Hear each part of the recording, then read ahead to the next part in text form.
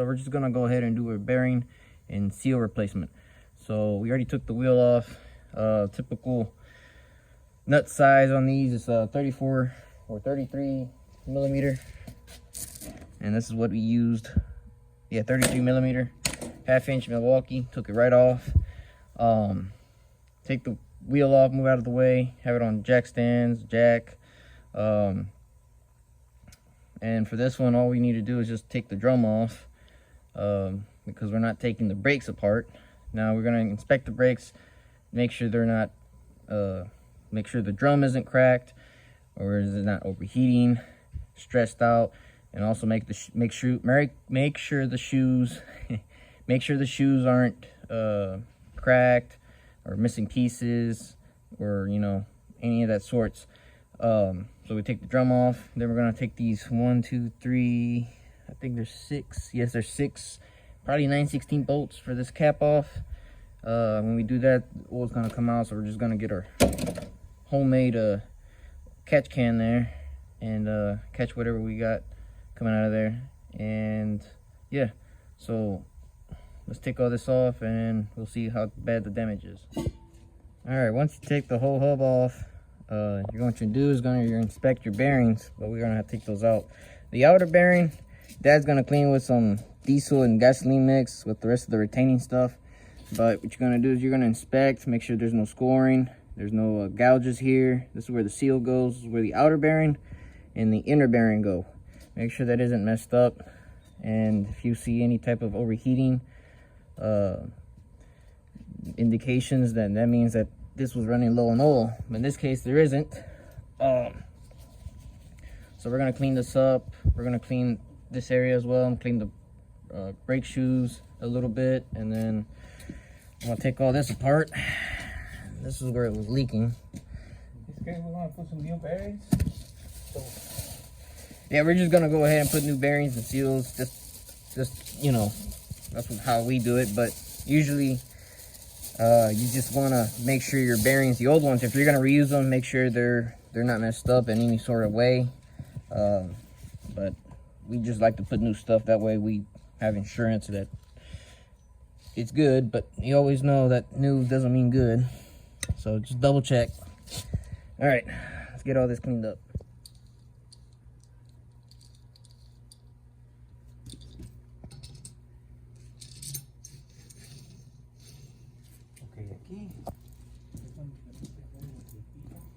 Yeah, so on further inspection, we already cleaned the spindle here. There's no, like I said, there was no defects. I cleaned this off. There was a couple of nicks around here where the seal goes. Smooth that out with a little sandpaper or emery cloth, but nothing too drastic. We cleaned the bearings to make sure, or Dad did, and there's nothing wrong with them. I cleaned the races. There's nothing wrong with the races. So we're gonna go ahead and reuse the bearings. Just gonna put a new seal. Like I said, typically that's what you would do as a mechanic or technician. You inspect, make sure there's no pits, there's no broken pieces.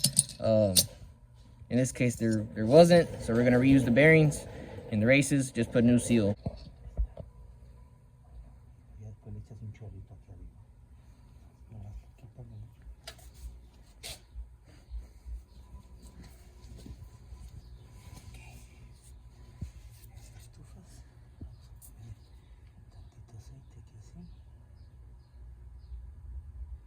Before we put the hub back, we gotta put little oil here and over there. That way, when it sits, it's gonna be lubricated. Otherwise, a lot of people don't do it, but the problem is that by the time the oil start moving around, you done mess up the bearings.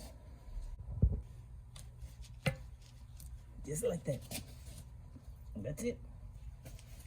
Then we gotta put little oil on your finger, like this, kind of rub it in here, that way it's all lubricated in there, just to be on the safe side. Not that you need it, but to be on the safe side, because that bearing is okay. Now the next step is put it back in there. You can do that like that, or what I like to do is smear it you know, like over here where the seal is gonna go, because I don't know, people are gonna say, oh, you're not supposed to put oil right where the seal goes, it's supposed to be dry. I don't know, we've always put it around there. We have yet to see a leak, especially on the rear ends. That's where we've been, on this truck, that's what we did, and there's no leaks. So if it's working, I keep on doing it. yeah. You got it, Dad? Yeah, the fingers, you got my fingers. Okay. It's okay. This one is not too heavy because it's aluminum.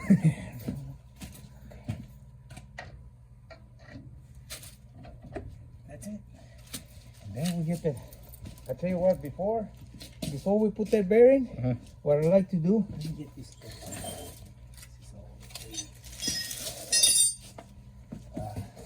What I like to do is fill it up with oil right here as far as you can. The way it won't take long. Right. Yeah, that's right. The way it won't take too long to you know, if you pour that the little bottle, it's gonna take a while.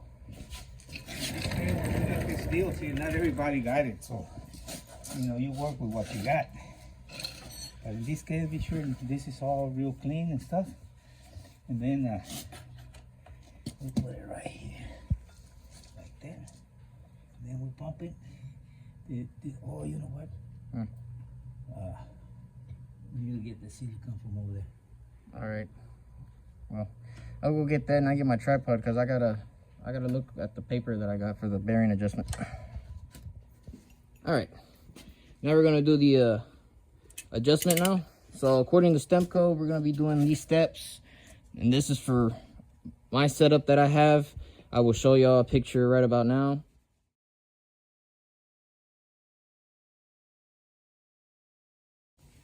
Once you see the steps that you're going to need for your application, you do those steps. But for me, we're going to do 200 foot-pounds of torque.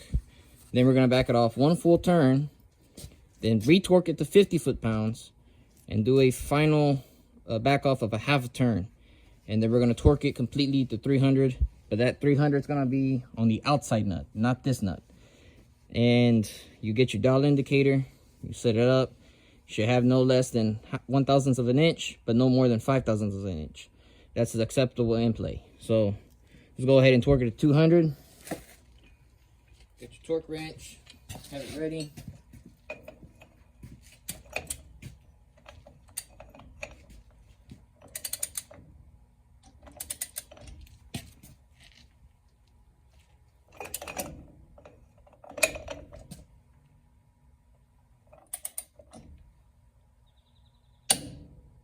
That's all you need to do there. You're gonna back it off one full turn. Like that, so you can mark it. I like to do it in 25 increments. Since this vehicle is not as high as off the ground, you could probably do it all at one full turn. Or you could do it at 50. I'll do it at 25 because I'll hit the ground.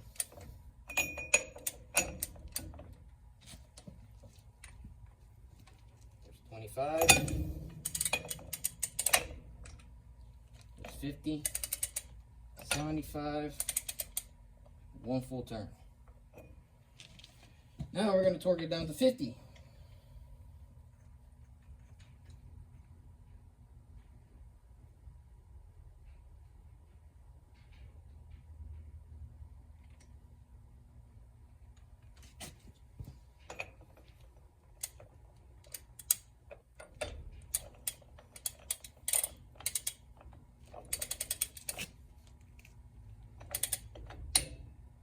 Here's a click. Leave it there. Then, once we do that, we're going to do a half a turn.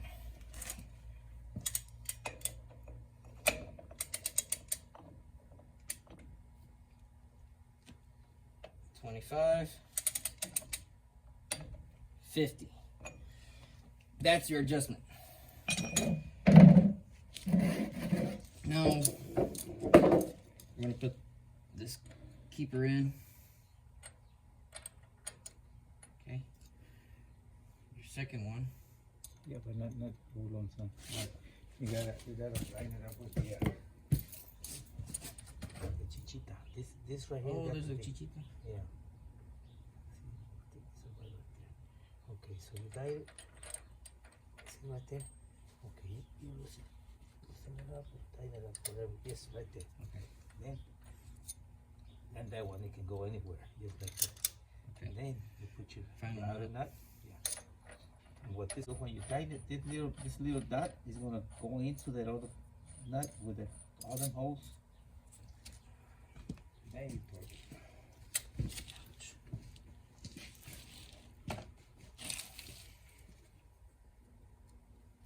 This one's 300 foot-pounds.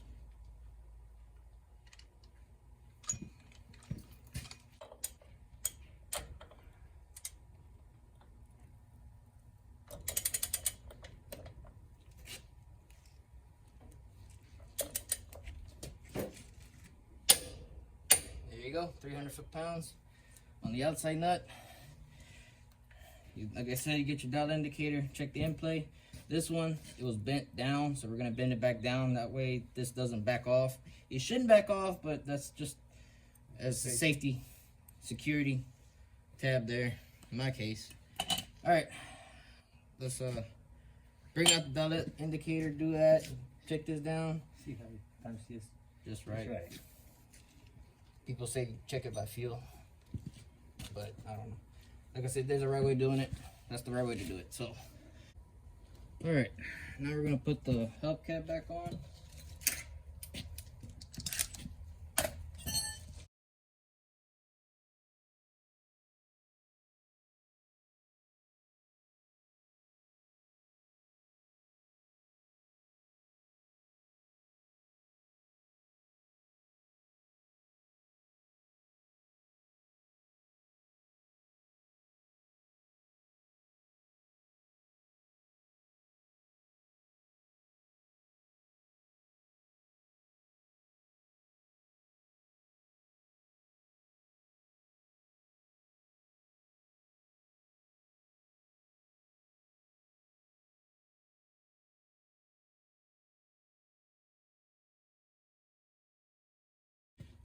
Torque spec, German, good and tight. All right. Now, all we need to do is put some oil in. Now, if you're the type of person that likes to leave that dry for a good while, then you do that. We're just gonna go ahead and put oil in it. Or we can leave it like that for lunch. You know? Oh yeah, we can go for lunch. Let it dry and then we can put some oil in. That's up to you, but from there, it's easy. Put everything back how it should. Or we can just go ahead and put the drum. You already got oil. Or we can just put the drum back, put the tire, and then fill it up. Yeah, because actually this silicone is not gonna harm that. All right, so let's go ahead and put the drum back on.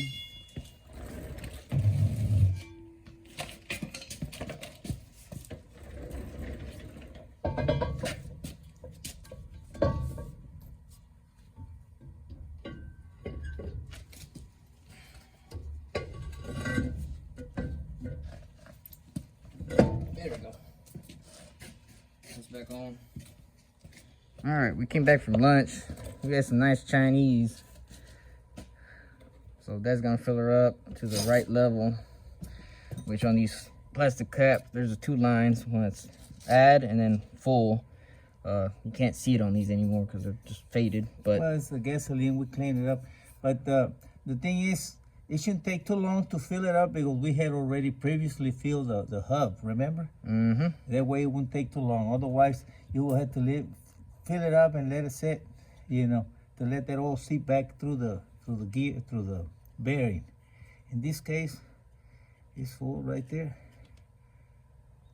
But we're gonna let it sit a little bit longer, and then we recheck it, you know, make sure that this sucker went to the right level. Yeah. All right. Well, that should wrap up the things. If you have questions, let me know in the comments. If not, then I don't know what to tell you. Anyways, go like the video, comment, subscribe, share it, hit the notification bell. You know what to do. And I'll catch you on the flip side.